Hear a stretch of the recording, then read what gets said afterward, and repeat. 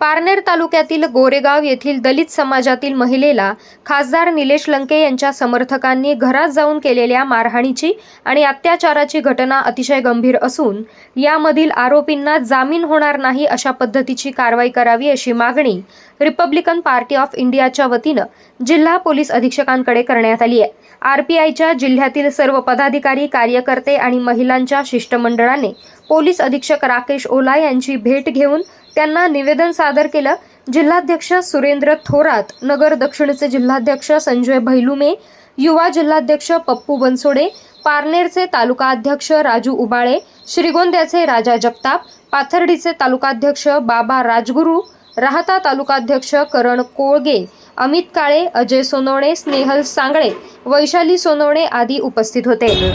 पारनेर तालुक्यामध्ये गोरेगाव या गावामध्ये निवडणुकीच्या वादातून जी घटना घडली, त्या घटनेमध्ये एका आमच्या दलित महिलेला घरात घुसून मारहाण झाली आणि मारहाणीमध्ये किमान 20 ते 25 जणांचा टोळका होता। आमचं म्हणणं होतं की निवडणुकीमध्ये वाद उतरतात, परंतु एखाद्या महिलेवर हात टाकणे अतिशय चुकीची गोष्ट आहे,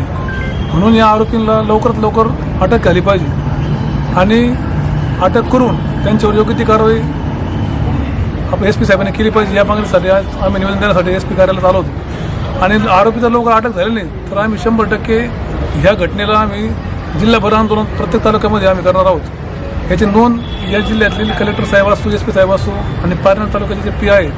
आपले तोफखान्याचे PI यांनी सर्वांनी या घटनेची नोंद घ्यावी असे आमचं आव्हान आज आम्ही करण्यासाठी आलो आहोत। आमच्यासोबत आमचे दक्षिण जिल्हाध्यक्ष संजीव भैलुमे, तसेच युवकाचे जिल्हाध्यक्ष पप्पू बनसोडे, पारनेर तालुकाध्यक्ष राजू उबाळे, श्रीगोंदा तालुकाध्यक्ष राजू भाऊ जगताप, परत आमचे अमित भाऊ भिंगार, युवक जिल्हाध्यक्ष अमित भाऊ काळे, करण भाऊ कोळगे, भाऊ पवार, आमचे गरीब दादा राजू भाऊ जगताप श्रीगोंदाचे अध्यक्ष, तसेच आमच्या महिला, सगळ्या महिला, आमच्या सर्व उत्तर दक्षिणचे सर्व पदाधिकारी या घटनेचा निषेध करण्यासाठी आज धावला होता।